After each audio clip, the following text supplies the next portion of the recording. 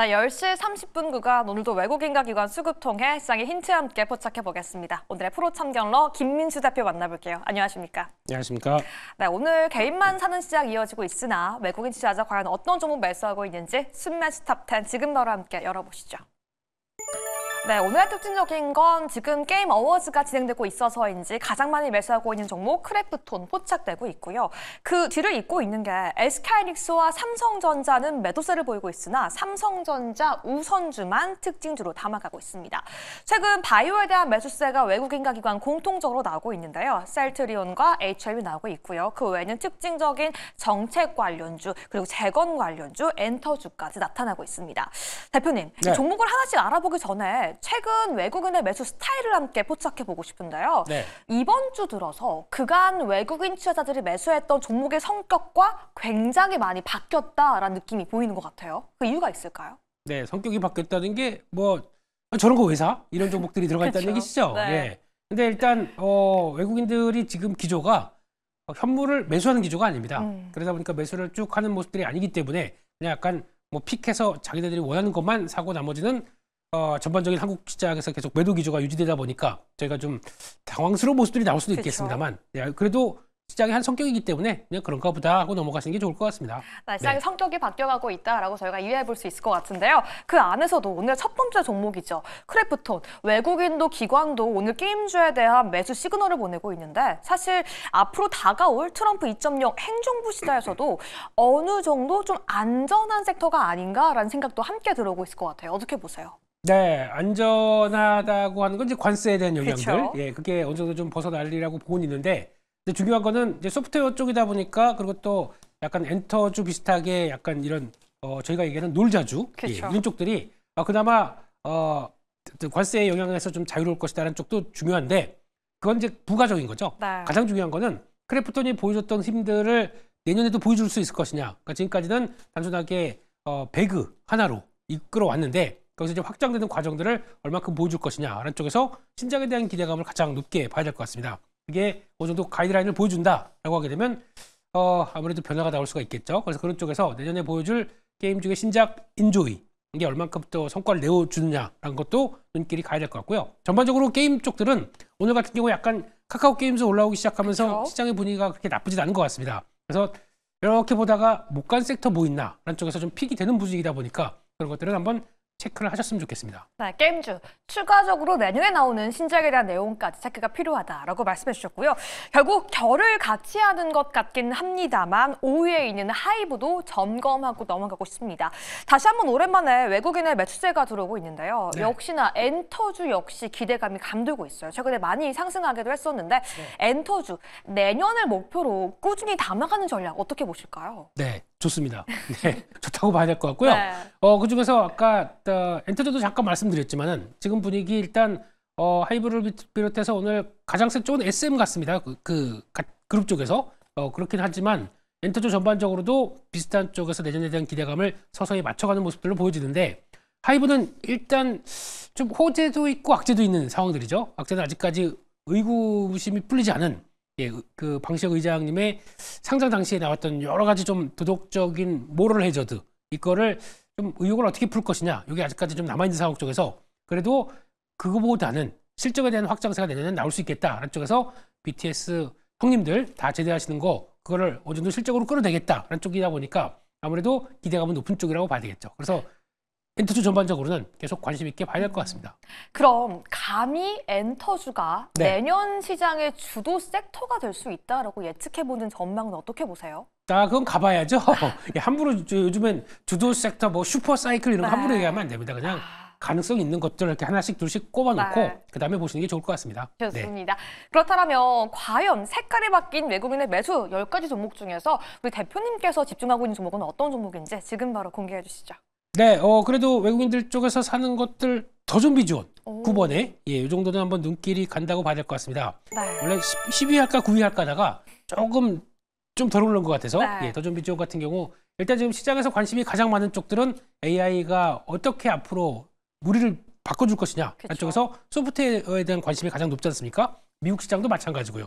그런 쪽에서 봤을 때 지금 더 좀비 지원 같은 경우도 약간 주춤했지만 그래도 다시 매수세 보이면서 특히 더존비전의 가장 큰 실적의 특징은 4분기가 실적의 성수기입니다. 그러니까 내년에 소프트웨어 쓸 거 올해 많이 계약하고 4분기에 계약하고 연장하고 하다 보니까 거의 많이 몰리고 그다음에 내년을 가다 보니까 실적에 대한 기대감들도 나쁘지 않다라고 하게 되면 더존비전이 지금 눌림목 딱 맞추고 터는 과정이기 때문에 관심 있게 봐야 되지 않나 싶습니다. 네, 더존비전의 상승 함께 기대해보자라고 말씀해 주시면서 오늘의 탑픽으로 선정해봤습니다. 그럼 현 시점에서 기관 투자자가 매수하고 있는 순매수 탑10 종목들도 함께 열어보시죠. 사실 외국인과 전혀 다른 모습을 보여주고 있습니다. 삼성전자와 SK하이닉스에 대한 꾸준한 매수세도 들어오고 있고요.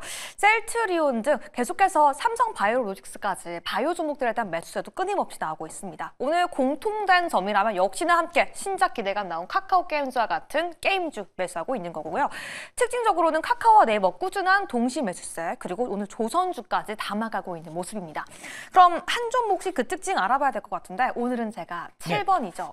삼성바이오로직스에 집중해 보도록 하겠습니다. 네.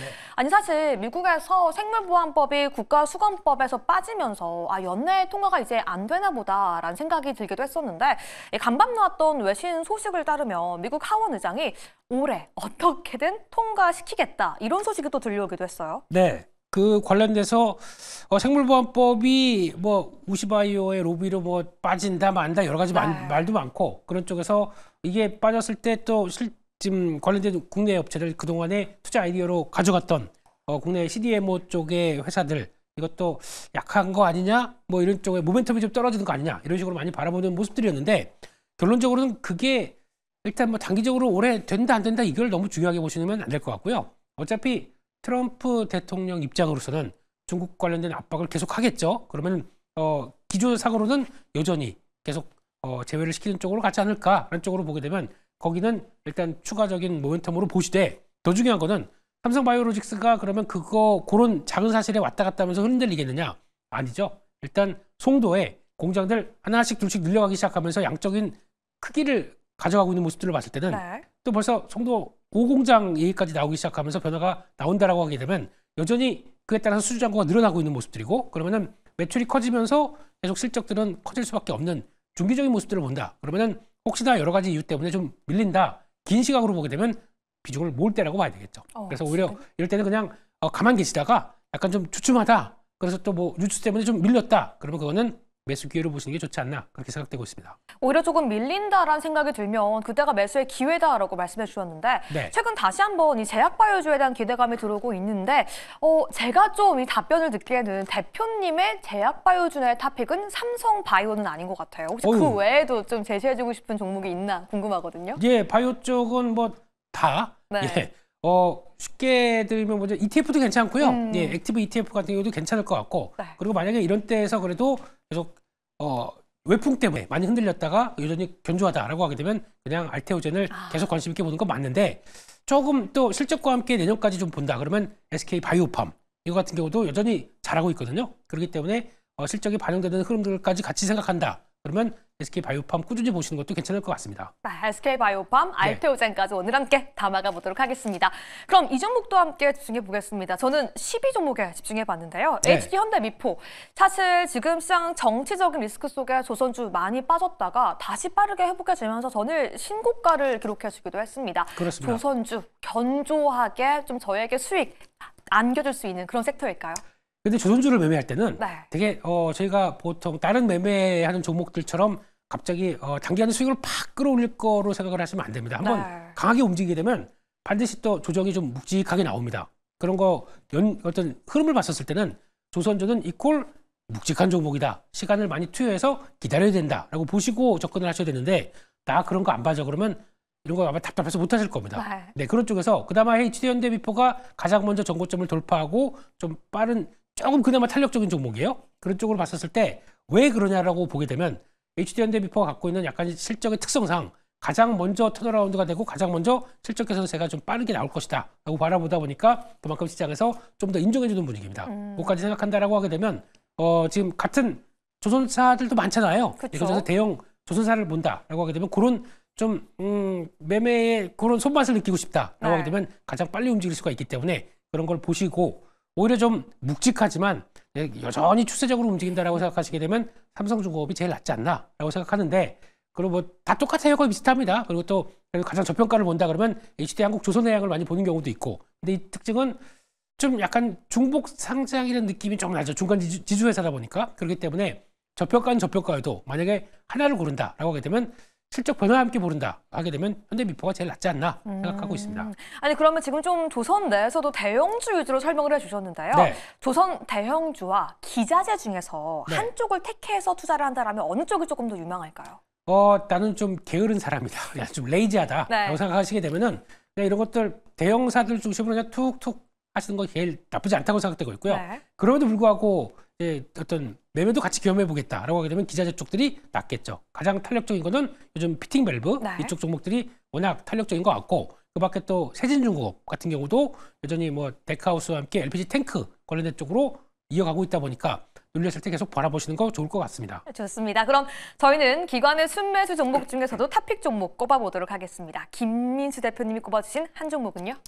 네, 아까 외국인 매수로 해야 될까 기관 매수로 해야 될까라고 하는데 네. 그래도 요즘 외국인들이 계속 팔고 있어서 외국인 쪽에 안 붙여주려고요. 그냥 열심히 사는 기관 쪽에 붙인 종목으로 삼성전기 보도록 하겠습니다. 최근 꾸준한 이 양매수가 들어오고 있는 종목인데 삼성전기 뭐가 그렇게 매력적인 걸까요? 저희가 별 기대가 없었습니다. IT 하게 되면 그냥 그런가 보다 싶었었는데 네. 의외로 체력적으로 좀 보강이 되는 측면 쪽에서 그러니까 특히 삼성전기 하게 되면 많이 얘기하는 게 MLCC죠. 여전히 기대감이 그렇게 썩 좋지는 못합니다.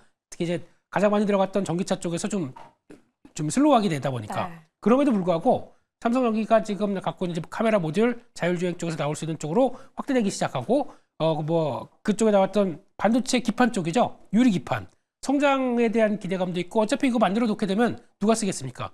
삼성전자가 쓰기 시작하겠죠. 그렇게 네. 되는 모습들이 나오다 보니까 일단은 기대감을 계속 키운다라고 하게 되면 삼성전기가 그나마 최근에 나오는 IT 쪽에서 가장 큰 대안으로 자리 잡지 않나 이렇게 바라보고 있습니다. 좋습니다. 오늘 기관의 탑픽으로는 삼성전기까지 함께 꼽아보도록 하겠습니다.